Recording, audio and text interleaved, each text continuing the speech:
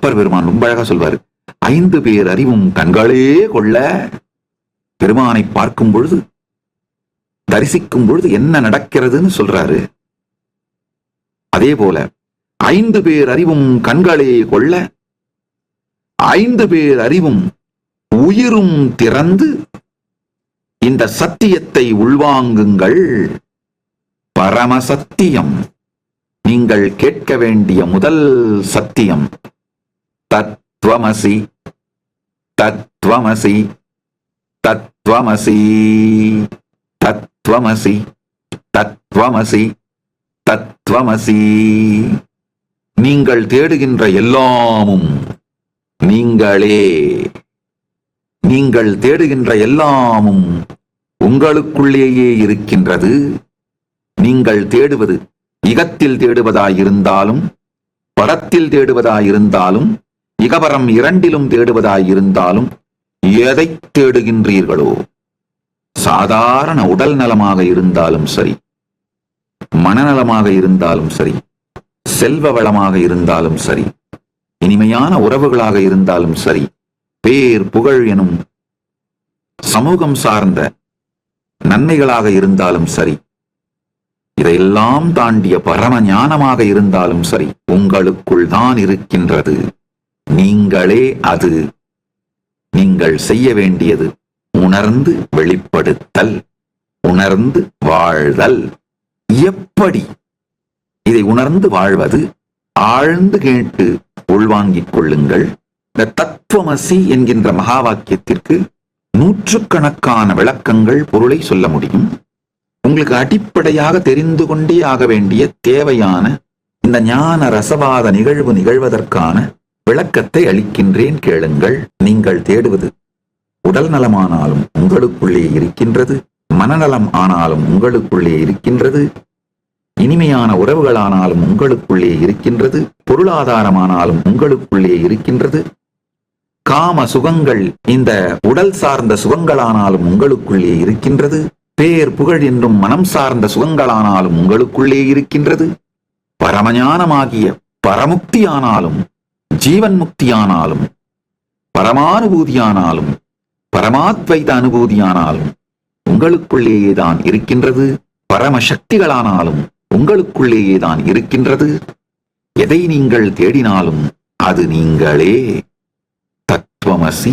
உங்களுக்குள் இல்லாத ஒன்றை உங்களால் கற்பனை செய்து பார்க்கவோ, புரிந்து கொள்ளவோ, தேடவோ இயலாது. உங்களுக்குள் இல்லாத ஒன்றை உங்களுடைய நாதமோ பிந்துவோ, உங்களுடைய விஷுவலைசேஷன் பவர், உங்களுடைய வெர்பலைசேஷன் பவர், இதனால் உங்களுக்குள் இல்லாத ஒன்றை தேடவும், புரிந்து கொள்ளவும், நாடவும் இயலாது. நீங்கள் நாடுகின்ற, தேடுகின்ற எதுவானாலும் உங்களுக்குள் தான் இருக்கின்றது. தத்துவமசி, தத்துவமசி, தத்துவமசி. இப்போ உங்களுக்கு வர வேண்டிய அடுத்த புரிதல்களை கேளுங்கள். நீங்க நினைக்கிற மாதிரி நீங்கள் ஒரு நபர் அல்ல. நல்லா புரிஞ்சுக்குங்க. கனவிலே காணுகின்ற நீங்கள், கனவுல உங்களை நீங்க அப்படியே ஒரு கனவுல நீங்க உங்களை எப்படி பர்சீவ் பண்றீங்க, எப்படி எக்ஸ்பீரியன்ஸ் பண்றீங்க அப்படின்னு நினைச்சு பாருங்க. காணல் நீர் மாதிரி தான். இல்லைன்னு சொல்ல முடியாது, இருக்குன்னு சொல்ல முடியாது. கனவிலே நீங்கள் காணுகின்ற நீங்கள் காணல் நீர் போன்றது. கனவிலே நீங்க யாரை பார்க்கறீங்களோ அது காணல் நீ. கனவில் நீங்கள் அனுபவிக்கும் நீ காணல் நீ. இந்த நனவிலே நீங்கள் அனுபவிக்கின்ற நீ நிழல் நீ. நன்றாக புரிந்து கொள்ளுங்கள். இது காணல் நீரை விட சற்று நிஜமானது, ஆனால் நிஜமானது அல்ல. காணல் நீரை விட சற்று நிஜமானது. அதாவது காணல் நீரை விட நிழல் சற்றே நிஜமானது. காணல் நீர் முழுக்க பொய், அங்கு நீரே இல்லாது முழுக்க பொய். ஆனால் நிழல் நிஜம் இருப்பதனால் ஏற்படுகின்ற ஒன்று. அதனால நிழல் நிஜத்தை சார்ந்து இருக்கின்ற, ஆனால் சற்று உண்மை இல்லாதது. இதுதான் நிழல் நீ. கனவிலே காணுகின்ற நீங்கள் காணல் நீ, நிஜத்திலே நீங்கள் நிஜம் என்று நீங்கள் நினைக்கின்ற இந்த உணர்விலே காணுகின்ற நீங்க இப்போ உங்களை நீங்க அனுபவிக்கிறீங்க இல்லையா, பர்சீவ் பண்றீங்க இல்லையா, ஃபீல் பண்றீங்க, எக்ஸ்பீரியன்ஸ் பண்றீங்க, அந்த நீங்கள் நிழல் நீ, நிஜமான நீ. இந்த இரண்டு நீயும், காணல் நீயும் நிழல் நீயும் யாரிடமிருந்து வெளிப்படுகின்றதோ அதுதான் நிஜமான நீங்கள். குவாண்டம் யூன்னு சொல்ல முடியும். ஆங்கிலத்தில் சொல்லணும்னா ஆழ்ந்து புரிந்து கொள்ளுங்கள்.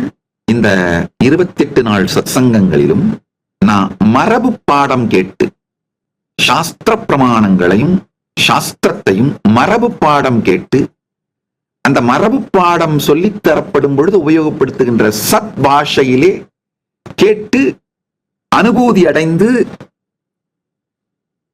அவிச்சின்ன குரு பரம்பரையான ஆப்தர்களுடைய அனுபூதியையும் பரமசிவ பரம்பொருளில் இருந்து துவங்கிய அவிச்சின்ன குரு பரம்பரை மூலமாக வருகின்ற ஆப்தர்கள் குருமார்களின் அனுபூதி, இவை எல்லாவற்றையும் மரபுக்கே உரிய சத் பாஷையிலே கேட்டு உள்வாங்கி அனுபூதி அடைந்து இப்பொழுது உங்களுக்கு சொல்லுகின்றேன்.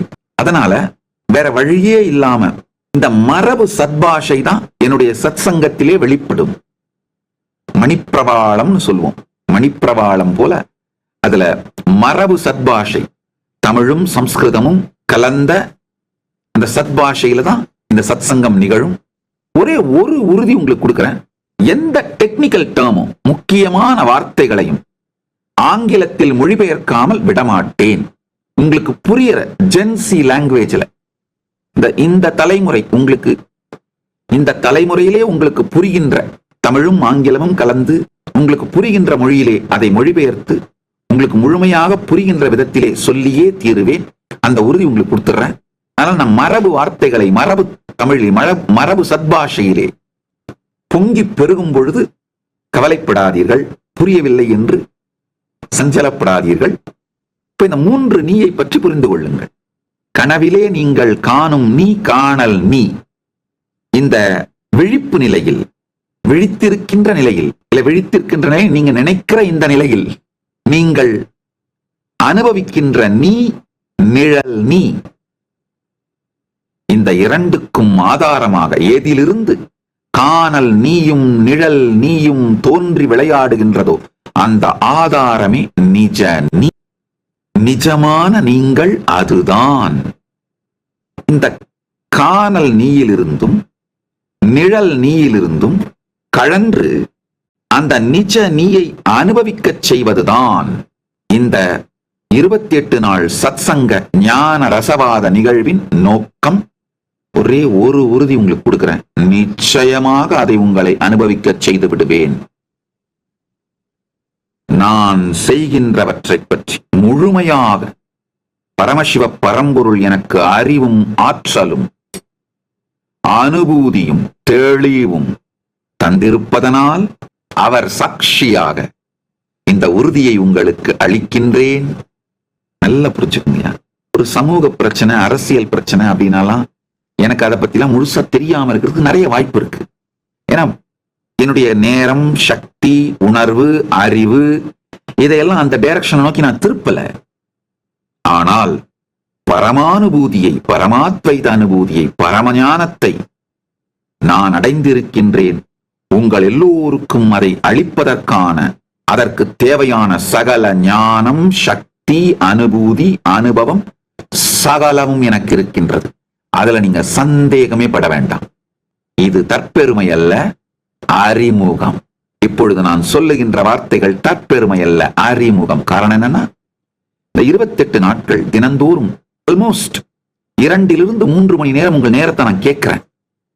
அப்படின்னும் பொழுது இந்த சத்தியங்களை, நான் சொல்ற சத்தியங்களை உங்களை வாழ்ந்து பார்க்க சொல்லி, முயற்சி பண்ணி பார்க்க சொல்லி சொல்ல போறேன். அப்படின்னும் பொழுது நான் உங்களுக்கு ஒரு உறுதியை கொடுத்தாகணும். சத்தியமாக நீங்கள் கொடுக்கும் இந்த நேரம் வீணாகாது, நிச்சயமாக வீணாகாது, வீண் போகாது. இது உங்களுக்குள் நிச்சயமாக அனுபூதியை அளிக்கும். இந்த உறுதியை உங்களுக்கு அளிக்க வேண்டியதும் அனுபூதியையும் அளிக்க வேண்டியதும் என்னுடைய பொறுப்பு. 2026 ஜனவரியிலே மார்கழி மாதம் சித்திரை நட்சத்திரத்தில் ஜெயந்தி பிரம்மோற்சவம் நிகழ இருக்கின்றது. கதவை திற, காற்று வரட்டும். பரமாத்வைதம் என்கிற தலைப்பிலே 2025 டிசம்பர் 30 முதல் துவங்கி 2026 ஜனவரி 26ஆம் தேதி வரை மீண்டும் ஒருமுறை கதவை திற காற்று வரட்டும். பகவான் ஸ்ரீ நித்யானந்த பரமசிவம் அருளும் சிறப்பு நீரலை சத்சங்கம்.